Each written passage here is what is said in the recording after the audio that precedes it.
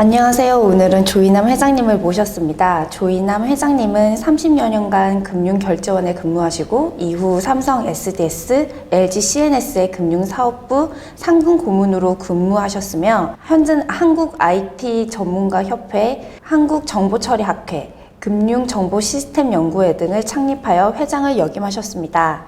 50년 넘게 한 분야에서 경력을 쌓으신 금융 IT의 원조라고 할 수 있는 분입니다. 오늘 트위톡 유튜브 구독자분들을 위해 조이남 회장님을 특별히 모셨습니다. 먼저 저희 유튜브 시청자분들께 간단한 인사 부탁드립니다. 네, 안녕하십니까? 유튜브 시청자들에게 인사를 드릴 수 있는 기회를 주셔서 대단히 감사하게 생각합니다. IT 직종이라는 것이 원래 외부에 노출돼 가지고 이렇게 대화를 할 수 있는 기회가 별로 많지가 않습니다. 근데 오늘 이렇게 유튜브를 통해서 시청자들에게 같이 대화를 할 수 있는 기회를 갖게 된 것을 무한하게 기쁘게 생각합니다. 50년을 넘어 계속되는 IT맨의 이제 이야기라는 책을 출간을 하셨던데 이 책을 출간하시게 된 계기가 있으실까요? 오늘 제가 살아온 경험담을 이야기하기 전에 제가 좀 그동안에 생각했던 몇 마디를 좀 압축해서 말씀을 드리는 게 좋을 것 같아서 슬라이드를 준비해 왔습니다. 삼성경제연구소에서 만든 우리 휴메니어, 말하자면 사람의 삶에 대한 시간관계를 정리한 그런 도표인데요.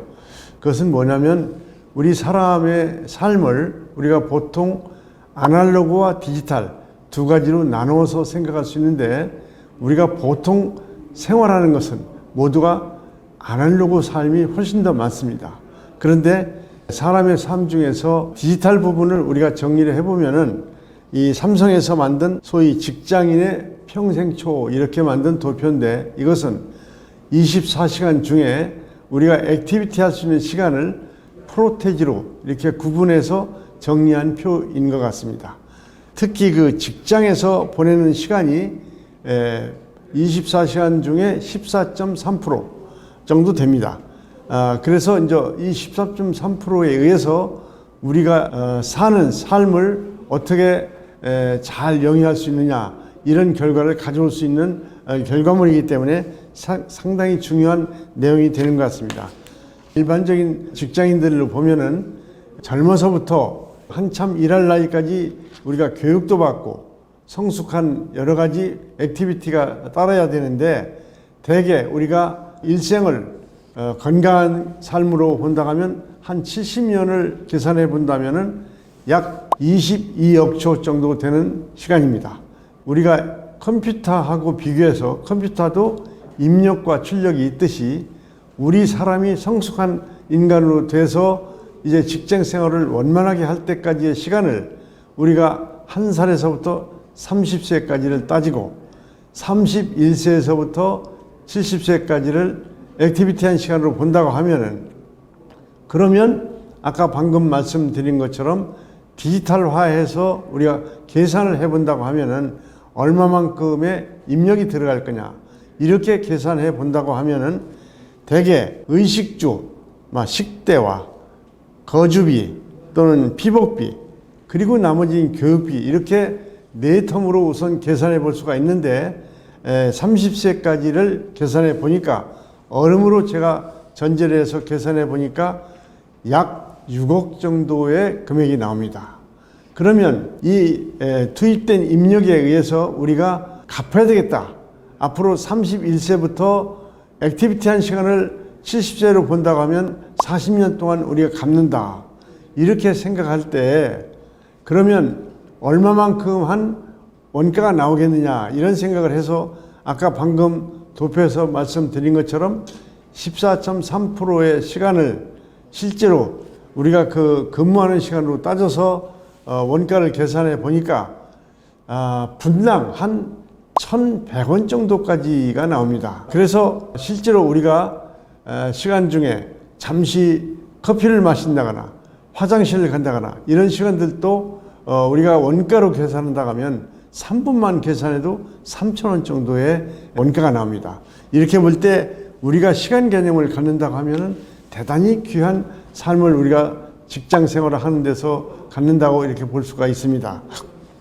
그래서 우리가 31세에서부터 70세까지 액티비티한 생활을 한다고 하더라도 6억이라는 금액을 월급을 받는 거에 더 들어간 금액이거든요. 사실은 직장인이 월급을 받으면은 월급 플러스 이게 입력된 금액을 다 갚아야만 비로소 이 세상에 와서 제로 썸이라는 게 될 수가 있습니다.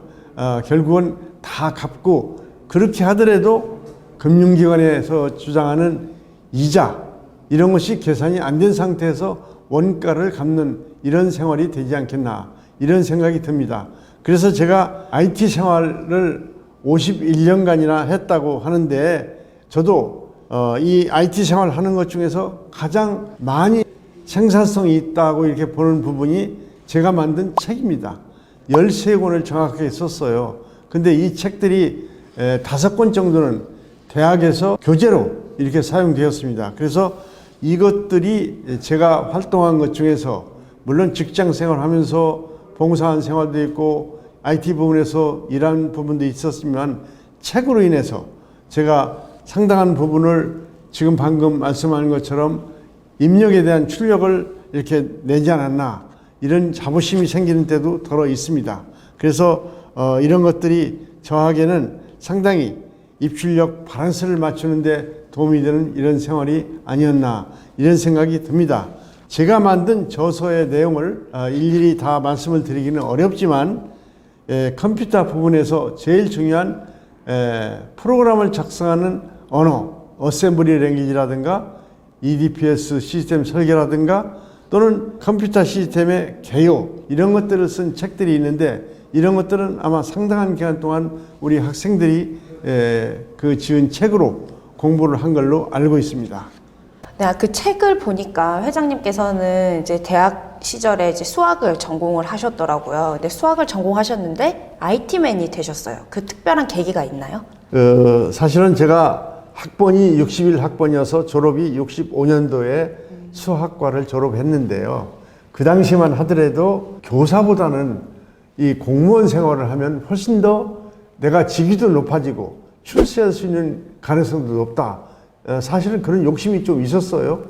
그래서 이제 그때 수학 공부를 하면서도 행정고시 공부를 좀 했습니다. 그런데 군대 생활하고 나오니까 세상이 많이 변했어요. 예를 들면은 새로운 이게 기술 발전을 하기 위한 EDPS, 일렉트로닉 데이터 프로세싱 시스템 이런 그 학과가 대학원에 신설한다는 광고가 났어요. 그래서 이제 제가 그 광고를 찾아서 전화를 해봤습니다. 그때 특수대학원인 성균관 경제개발대학원 이런 대학원이 생겼어요. 근데 이때 물어봤습니다. 어떤 전공한 사람이 EDPS 전공으로 들어가야 됩니까? 그랬더니 미국의 학부 얘기를 하면서 미국에서는 수학을 공부한 사람이 EDPS 학과에 들어옵니다. 이렇게 이야기를 하는 거예요. 그래서 EDPS가 과연 나한테 어떤 인생을 허락할 거냐 이런 생각을 하다가 서울대학에 있는 동기생이 하나 교수하고 있는 친구가 있었어요. 그래서 같이 협의를 했더니 앞으로 이 분야가 각광받는 그런 분야가 될 것 같고 미국의 사회도 EDPS 소위 컴퓨터 사이언스 쪽으로 발전할 수 있을 것 같다 이런 이야기를 하더군요. 그래서 이 분야를 공부하면은 더 좋은 나의 앞길이 지금 열릴 것 같다 이런 욕심이 있었죠. 그래서 성균관 경제개발대학원에 우선 입학을 했고 대학원을 다니면서 또 한 번 찬스가 있었어요. 신문에 보니까 컴퓨터 전문 회사인 한국 유니백 주식회사 이런 데서 프로그래머를 모집하는 그런 광고가 났습니다. 그래서 대학원 공부를 하면서 이 공채 시험을 봤죠. 그랬더니 다행히도 공채 시험에 합격이 돼가지고 한국 유니백 주식회사 프로그래머로서 취직을 한 셈입니다. 그래가지고 컴퓨터 프로그램을 이때부터 공부를 하게 된 거죠. 이렇게 해서 처음 어떻게 보면 컴퓨터 쪽에 발을 들여놓은 것입니다. 보조 개발자에서 CIO가 되기까지 어떤 과정을 거치셨는지 굉장히 궁금합니다. 네, 방금 말씀드린 것처럼 한국 유니백 주식회사의 시스템 프로그래머로 처음에 입사를 했습니다마는 컴퓨터가 소위 그 금융결제원 전신인 금융기관 전자계산본부 이런 그 기관에 처음에 컴퓨터가 도입이 됐어요. 이때가 유니백 9400이라는 컴퓨터가 들어가 있는데 이때만 하더라도 지금하고 달라서 카드를 썼습니다. 그 카드를 종이 카드가 80난에다가 글자를 넣어가지고 입력을 카드로 읽히는 그런 컴퓨터였어요. 그런데 이제 그 시스템을 그 미국에 있는 엔지니어가 와서 그 컴퓨터 하드웨어 자체를 설치를 하고 있었는데 시스템을 소프트웨어를 인스톨을 해줘야 됩니다. 그래야만 정상적으로 시스템도 돌아가고 또 엔드 유저인 은행원들도 프로그램을 만들어 쓸 수 있고 이런 작업을 해야 되는데 이때 미국에 있는 시스템 인스톨을 하러 오는 엔지니어가 아주 유능해요. 유능한데 제가 그 조수 노릇을 했습니다. 그래서 인스톨하는 작업에 조수 노릇을 하면서 열심히 밤샘도 많이 하고 이러다 보니까 제가 밤샘 하는 모양을 보니까 금융기관 전자계산본부에 있는 최고 책임자가 저 직원이 우리 회사에 와서 일을 하면 잘할 수 있겠구나 이렇게 생각하신 모양입니다. 그래서 절 인터뷰하자고 만나자고 해서 최고 책임자를 만나봤더니 컴퓨터 메이커에 있는 시스템 엔지니어보다는 엔드 유저 부분, 소위 은행 쪽을 프로그래머를 지도해주는 그런 부분에 와서 컴퓨터와 같이 생활한다면 더 많은 발전할 수 있지 않겠느냐 이런 제안을 하세요. 그래서 제가 생각해 보니까 컴퓨터 전문 회사에 있으면 시스템 인스톨 정도가 고작이고 이용하는 그런 부분에 들어가면은 많은 분야의 이용률을 높이겠다. 또 나도 많은 공부도 할 수 있는 기회가 있겠다. 이런 생각이 들어서 금융기관 전자계산본부에 초급 프로그래머인 입장인데 그때는 은행 시스템이기 때문에 조사역 그렇게 해 증명을 받고 발령을 받고 들어갔습니다. 초창기 때 얘기부터 금융기관 전자계산본부 이게 한 8년 은행지료관리소라는 이름으로 한 7년 금융결제원으로 한 15년 이렇게 해서 30여 년간을 금융결제원 쪽에서 지냈습니다. 초창기 때는 은행전산요원의 프로그램을 가르쳐주는 소위 그 인스트럭터 노릇을 한 거죠. 그러면서 은행의 샘플 프로그램들을 제가 개발해주는 일도 했습니다. 그 다음에 실제로는 또 은행 사람들을 위한 그 컴퓨터를 이용할 수 있도록 스케줄이라든가 이용하는 데 도움을 주는 그런 시스템 보조 역할도 했죠. 초창기 때 아주 그 재미있는 일화가 하나 있는데요. 그 컴퓨터 설치해 놓은 그 위치가 지금으로 말하면은 명동 성당 앞에 있는 전국은행연합회 건물입니다. 온습도를 맞춰야 컴퓨터가 돌아가도록 이렇게 들어있는 그런 시스템인데 과거에는 쿠링타워를 만들어 갖고 그 소위 수돗물을 그 쿠링타워에다 넣어서 순행식 물이 떨어뜨려 갖고 물의 온도로 공기 온도를 식혀서 컴퓨터실에 넣는 이렇게 해서 에어컨을 작동시키는 그런 시스템으로 되어 있었어요. 그런데 어느 날 갑자기 명동 일대에 수도가 단수가 된다는 거죠. 그러면은 컴퓨터실은 돌릴 수가 없어요. 지금은 뭐 컴퓨터 하드웨어가 너무 좋아서 온도 습도에는 별로 관계없이 잘 돌아갑니다만은 그때만 하더라도 코어 메모리, 프레이티드 와이어 메모리 이렇게 되어 있는 전자 소자들은 온도에 아주 민감했습니다. 에어컨을 안 돌리면은 컴퓨터를 세워놓고 밤새도록 돌리지 못하면 비싼 임차료를 내고 있는데 너무 아깝거든요. 그래서 제가 깨를 내가지고 드라이 아이스를 갖다 놓으면은 온도가 내려갈 거다. 이런 생각이 들어가지고 북창동 일대를 전부 돌아다녀 봤어요. 그 드라이 아이스를 구하려고 하다 보니까 없어요. 그런데 어느 한 모퉁이를 돌아가니까 얼음 공장이 있는 거예요. 그래서 제가 이 얼음을 사다가 전산실에다 집어넣으면은 온도가 좀 떨어질 거다. 이런 생각이 들었어요. 그래서 그 얼음덩이를 사다가 깨가지고 한 20여 개의 이 드럼통 같은 거 조그마한 물통입니다. 거기다 깨서 넣어서 컴퓨터실에 쭉 돌려놨죠.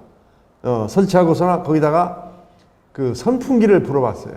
선풍기를 불어서 얼음이 녹도록 하면 온도가 떨어지겠거니 이렇게 생각해서 불었더니 온도가 떨어지지 않는 거예요. 그게 컴퓨터에서 나오는 발열량이 너무 높아서 그 얼음으로서는 공조시설에 영향을 크게 못 준다는 얘기예요. 그래서 밤새도록 컴퓨터를 쉬게 했죠.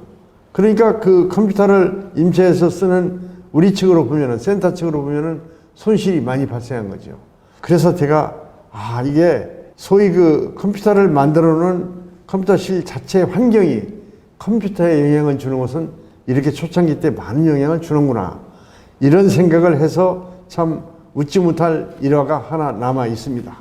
그때는 15개 큰 은행들이 있었는데 그 은행들이 컴퓨터 하나를 공동으로 사용하고 있으니까 저 시간을 이제 배정을 해줘서 쓰고 있었어요. 그러니까 시간이 딱 되면 1시간 쓸 수 있도록 배정한 은행이 한국은행이다. 그 다음에 쓴 은행이 산업은행이다. 이러면은 컴퓨터 쓰다가 중간에 1시간이 딱 되면 산업은행에서 와서 다 썼습니다. 우리 차례입니다. 이렇게 얘기하면 돌아가던 프로그램을 중단을 시켜야 됩니다. 그러면은 사용하던 것을 중단하고 나면 다시 시작해야 되는 어려움이 따르기 때문에 뒤에 있는 은행들한테 조금 양해 좀 해주세요. 이렇게 해서 서로 인간관계가 아주 긴밀하게 됩니다. 이걸 양보해 주지 않으면은 서로 아주 다툼이 일어나요. 어떻게 보면은 공동 컴퓨터 센터를 쓸 때에는 부서 간에 그 서로 은행 간의 그 프로그램 사이에도 그 인간관계가 돈독해져서 좋은 그 인연을 맺게 되는 이런 일화가 생깁니다. 어느 날 제1은행 행장님실에 전화가 왔어요. 제1은행은 다 지금 통합되고 없습니다만. 그런데 무슨 얘기냐면 고객이 은행장님실에 전화하기를 뭐라고 얘기했냐면 왜 내 카드에서 내가 지난달에 사용한 것이 15만 원 정도로 사용했는데 150만 원을 빼갔습니까? 이렇게 얘기하는 거예요. 한 사람만 문제가 생긴 게 아니라 몇천 명이 잘못 인출이 된 거예요. 그 내용을 보니까 프로그램의 한 줄이 잘못돼 가지고 그게 프로그램을 돌릴 때 계속해서 반복해서 루핑 돈다고 그럽니다. 프로그램 용어를. 프로그램 어떤 루핑을 돌아갖고 15만 원짜리 150만 원, 150만 원도 1,500만 원 이렇게 올라가는 거예요. 그래서 잘못 인출된 것이 2, 3천 명 이게 잘못 인출이 됐어요. 그래가지고 프로그램 한 줄로 인해서 그래서 이제 이 얘기가 제가 센터를 운영하고 있을 때 전산부장, 제1은행의 전산부장님이 저한테 전화가 왔어요. 프로그램을 그쪽에서 손을 댄 거냐 이렇게 얘기를 하신단 말이에요. 그래서 제가 조사를 해봤더니 우리 측에서 한 장을 잘못 손을 댄 거예요. 프로그램 카드 한 장을 잘못 넣은 거예요. 이때에 따라서 은행들이 직원, 대리, 과장이 인사이동이 있었던 거예요. 인사이동.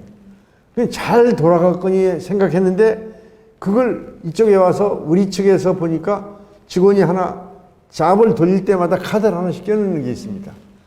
그런데 잘못 카드를 껴넣은 거예요. 그런데 그것을 잘못됐으면 저쪽 프로그래머들이 시트를 보고 그쪽도 책임자가 시트 결과를 얼른 한번 봤으면 발견해냈을 텐데 안 본 거예요. 인원이 밝혔으니까 인사도 있었고 평소에는 잘 돌아갔던 프로그램인데 문제 없겠다 해서 들어간 것이 이렇게 된 거예요. 그래서 제가 우리 측에 있는 그 잘못된 그 부서의 책임자를 오라고 그랬어요. 오라고 해서 어떻게 된 거냐 그랬더니 우리 측에서도 그걸 고치어서 이렇게 늘려가면은 우리 측도 부서 간에 서로 쌍방에서 검증이 필요해요. 근데 급하니까 검증 받을 거 않고 집어넣은 거예요. 그 결과가 이렇게 많은 잘못을 줘가지고 사회적인 문제가 생긴 거예요. 그때만 하더라도. 그래서 어떻게 했느냐면은 제가 제1은행에 가가지고 점심시간에 컴퓨터를 끄자. 끄면은 그 다음에는 수작업으로 인출할 수밖에 없어요. 돈 찾으러 오면은 그 통장을 보고 인출해주고 이렇게 해야 됩니다. 그래서 1시간간 복구 작업을 해라. 다시 원인치를 시켜라. 그렇게 해서 복구 작업을 제가 하자고 그랬어요. 그래서 그쪽에서 해서 아마도 다 했는데도 불구하고 이미 찾아간 사람, 돈을 찾아간 사람, 또는 이런 문제가 있잖아요. 그런 것은 고칠 수 없는 상태가 생긴 경우도 많이 있었나 봐요. 그래서 제가 프로그램 한 줄 잘못으로 인해서 많은 고객들한테 피해를 줬구나 하는 것을 그때 느꼈어요.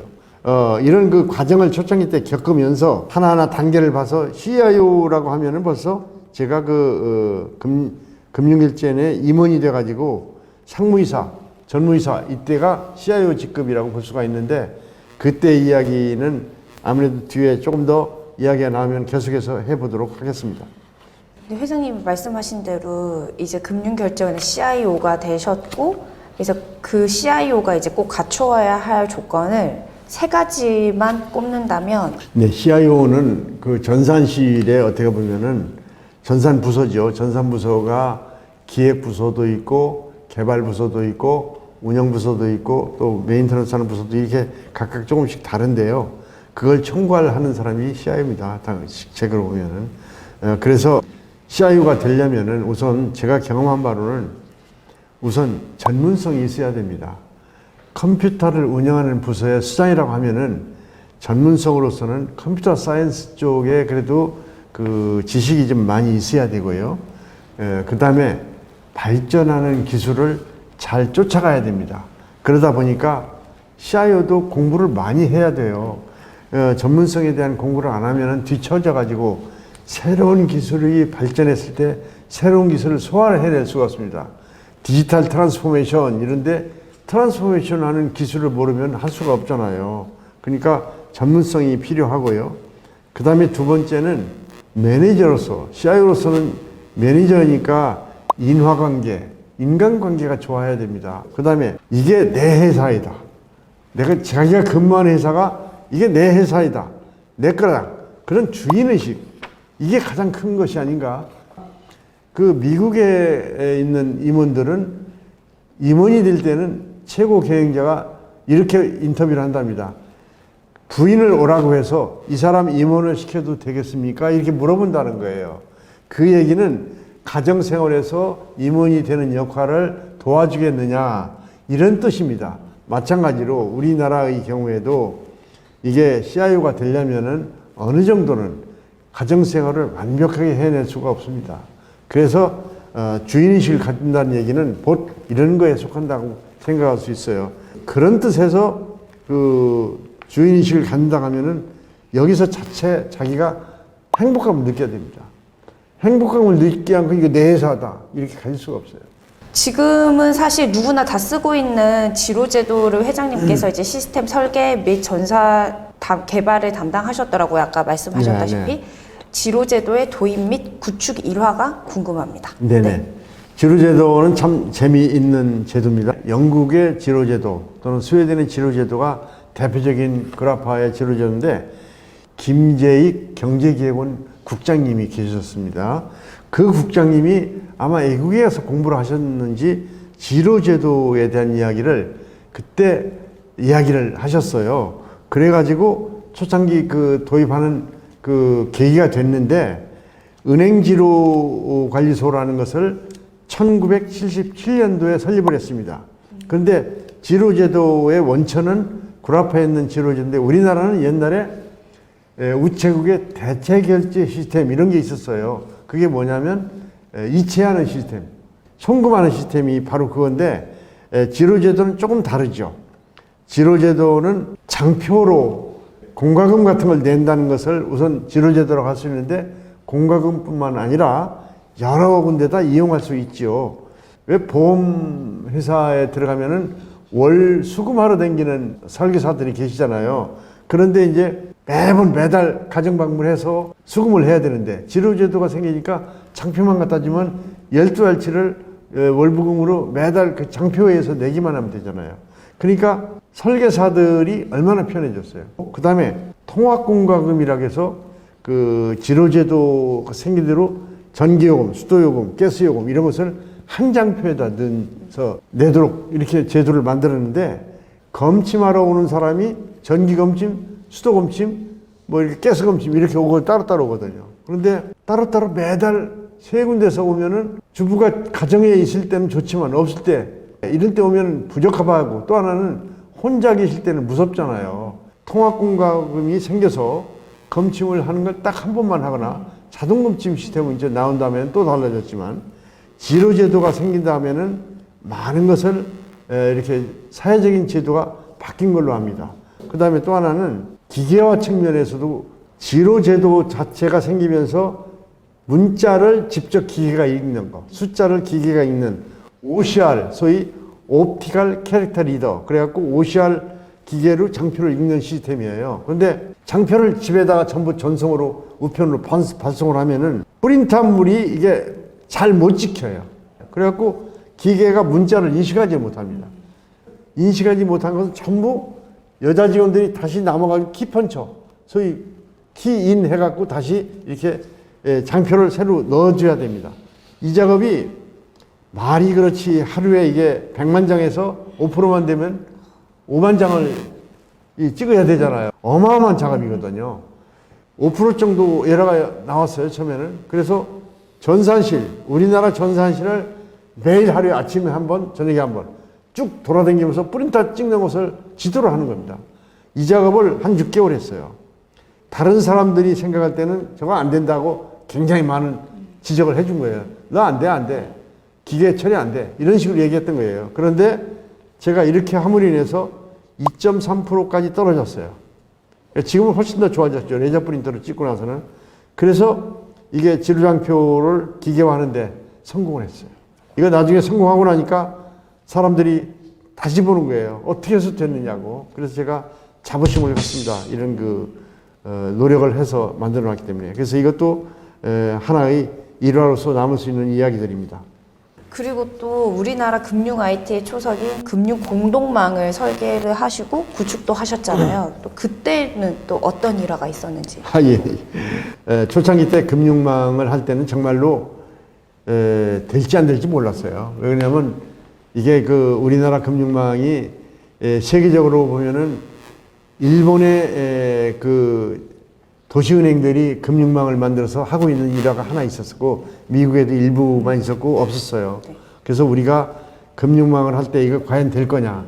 그래가지고 상당히 어려움을 많이 겪었다고 생각할 수가 있는데, 그래도 이때 우리가 용감하게 하겠다고 나서가지고 우리가 정말 열심히 잘 했던 것 같아요. 우선 첫 번째로 금융망을 설계할 때 가장 중요한 것은 표준화입니다. 장표를 표준화해가지고 모든 입력이 은행 전체적으로 또 전산망을 이용하는 모든 기관, 지금은 뭐 제2금융권, 제3의 금융권까지 다 참석을 하고 있기 때문에 모든 금융기관이 다 이렇게 스탠다드 폼을 다 따르도록 되어 있는데, 제일 어려웠던 게 코드입니다. 금융결제원은 공동 코드가 이미 지로관리소 시절에 만들어 놨어요. 공동 코드를. 그래서 이때는 상당히 덕을 봤죠. 그런데 두 번째로 표준화하는 것이 현금 자동 인출기를 금융 공동망으로 개발할 때인데, 현금 카드 자체가 문제가 된 겁니다. 지금 이렇게 되어 있지 않습니까? 뒤쪽에 이렇게 이게 ISO 자기티입니다. 그 다음에 초창기 때에는 JIS 규격에서 일본 표준화 규격이 앞에 부분에, 카드 앞에 부분에 이렇게 띠가 둘러져 있었어요.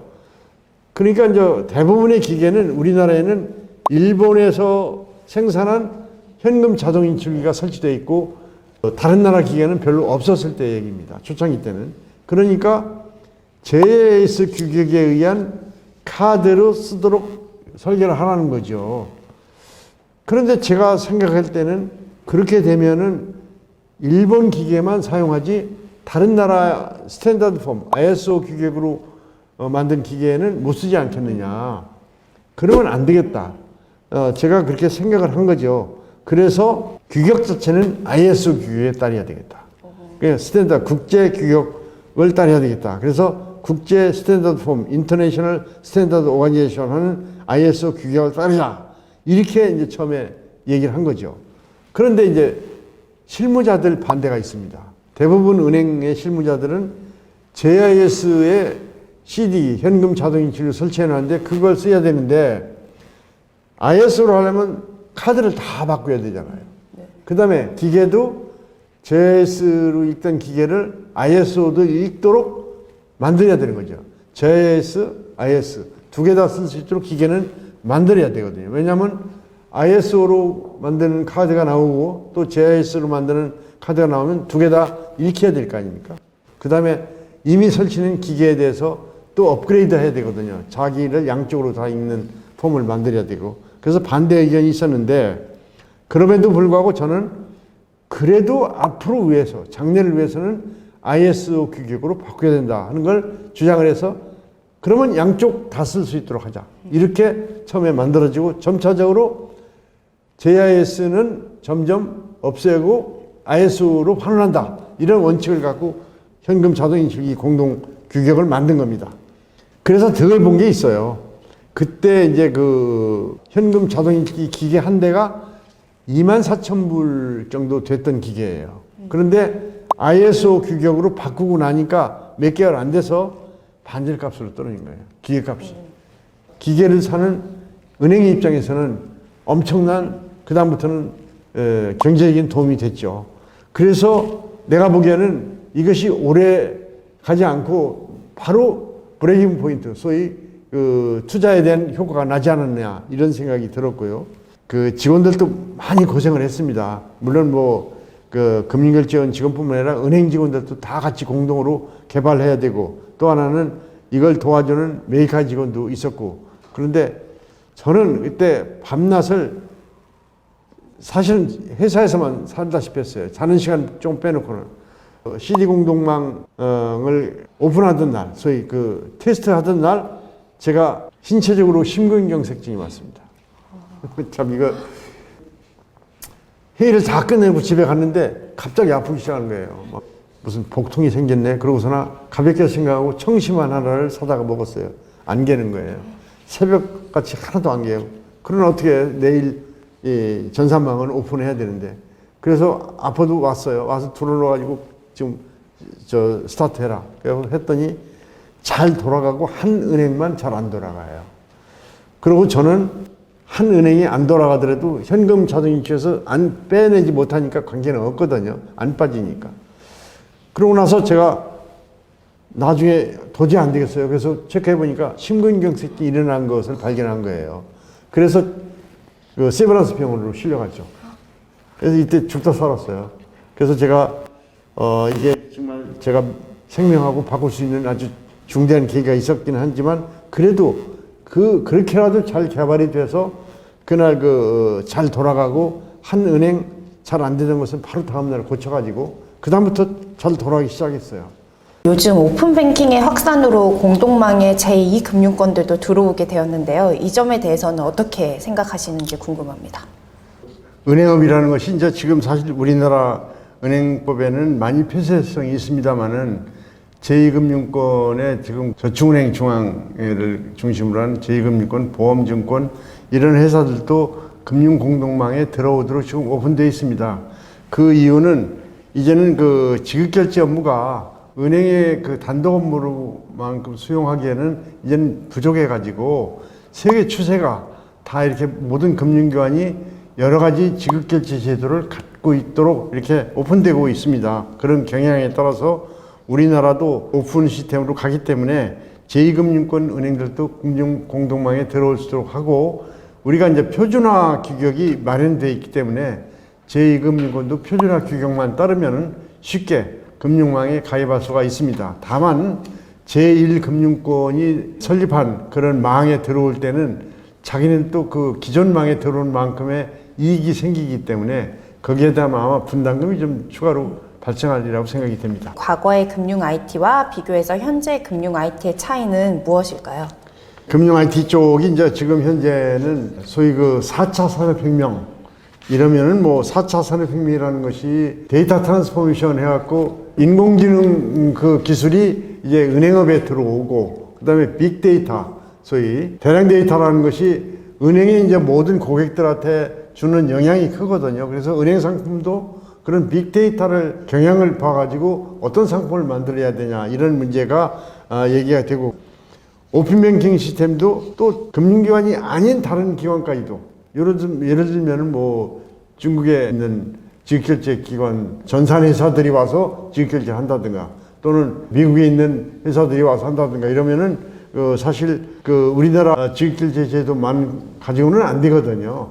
오픈뱅킹 시스템이라는 것이 거래은행 한국에서 이용하던 이런 개념이 아니고 이제 여러 금융기관이 다 오픈해 쓸 수 있도록. 그래서 이제 요즘에는 마이데이터라고 해서 소위 내가 가지고 있는 모든 금융기관의 데이터를 누구한테 줄 거냐 이런 게서 마이데이터 시대가 열리고 있습니다. 본인에 관한 데이터를 어떻게 관리할 거냐 하는 것을 본인이 관리할 수 있도록 이렇게 이제 마이데이터 문제가 있고, 또 하나는 지금 현재 우리나라에서는 문제가 돼서 크게 이슈가 된 바도 있습니다만은 사이버 화폐 시대가 옵니다. 사실 사이버 화폐가 우리나라에서 엄청나게 많은 영향을 줬었어요. 그런데 우리나라 금융기관에서는 인정을 하지 않았기 때문에 지금은 동남아 쪽으로 다 나가서 지금 활동을 하고 있습니다만은, 그러나 언제까지나 이렇게 막아놓을 수는 없습니다. 이게 사회가 많이 이렇게 오픈되어 가고 있기 때문에 이제는 결국은 가상화폐 시대가 열릴 가능성이 높아요. 그러니까 사이버 시대가 열리면은 우리나라는 정말 오픈뱅킹 시대로 가는 거 아닌가 이런 생각이 듭니다. 약 10년 전에 이제 스마트워크 주제로 칼럼을 쓰셨더라고요. 지금 현재 코로나 사태로 인해서 스마트워크에 대한 관심이 굉장히 많이 높아지고 있어요. 그래서 코로나 사태로 인한 이제 금융이 어떻게 대응하고 발전해 나가야 할지 네네. 의견을 좀. 코로나 사태로 인해서 사실 금융기관도 재택근무를 지금 많이 하고 있습니다. 은행을 이용하는 사람도 은행에 가는 것보다는 집에서 인터넷을 사용하거나 또는 모바일 사용하거나 이래서 소위 은행 입장에서 보면 점포 없는 은행으로 가고 있습니다. 그래서 지점을 많이 축소하고 있는 거고, 그러다 보니까 최소의 은행으로 운영하는 그런 은행으로 바뀌는 것 같고요. 그러다 보니까 국적 없는 은행이 된다는 거예요. 은행도 국적, 사이버 은행도 되고, 그 다음에 핸드폰 하나로 모든 것을 결제하는 사회. 핸드폰이 이제는 비서 역할까지도 다 할 수 있을 것 같습니다. 소위 인공지능을 핸드폰에도 넣어가지고 핸드폰 하나만 가지면 결제뿐만 아니라 금융회사의 모든 거래를 대신해주는 그런 역할까지도 아마 핸드폰에 넣지 않겠나. 그래서 그렇게 보면 통신회사와 금융회사가 연합하는 은행 형태가 나올 것 같습니다. 금융 IT인으로서 후배들의 귀감이 되고 계신데, 금융 IT 분야에서 성공을 해야 할 일은 어떤 것들이 있을까요? 우선 직장 생활에서 가장 중요한 부분들을 제가 잠시 말씀을 올리겠습니다. 우선 직장에서는 직장 생활의 마음가짐입니다. 두 번째로는 요즘같이 기술이 빨리 발전하고 있기 때문에 기술 발전한 추세를 따라가면서 공부도 해야 되겠다. 이런 것이 두 가지를 제가 말씀을 드리고 싶습니다.